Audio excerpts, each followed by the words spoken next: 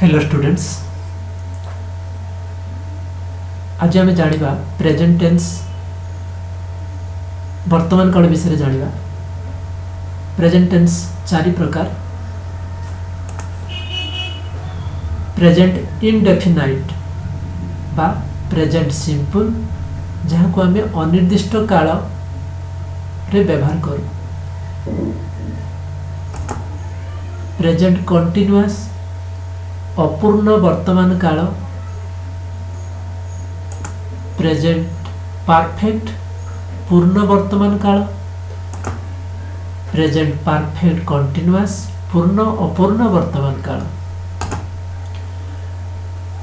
प्रथम के जानिबा present indefinite बा सिंपल, ताको आम सिंपल मत कहि परिया। प्रेजेंट सिंपल यह वर्तमान काल को बुझाउची,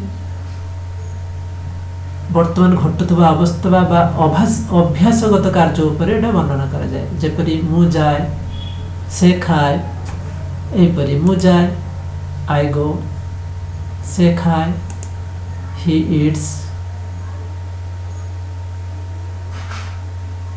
द्वितीय पढ़िबा प्रेजेंट कंटिन्यूअस।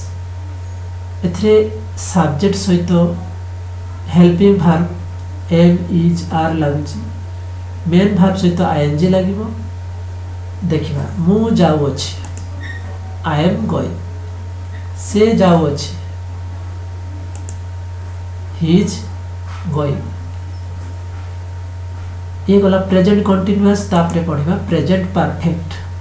प्रेजेंट परफेक्ट रे सब्जेक्ट सहित हेल्पिंग वर्ब हैव हैज लगिबो। तापरे पास्ट पार्टिसिपल फॉर्म रो वर्बटा लगिबो। जेपरि मु लेखिछि, लेखिबा काम सरी जाइछि, सेति पे एटा परफेक्ट कुआ होछि। आई हैव रिटन, मु लेखिछि, लेखिबा काम जेपरि सरी जाइछि। Present perfect.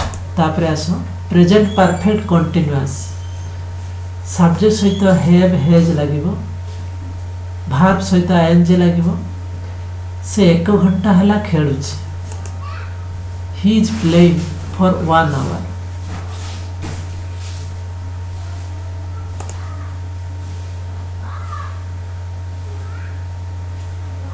से सकाळु लेखुची। I have been writing since morning. एठी हमें जानिबा जे प्रथमे हमें जो सेंटेंस में कहली ही इज प्लेइंग, एथरे भूल हो जाइछि। कोन he has been like, he has been playing, he has been playing।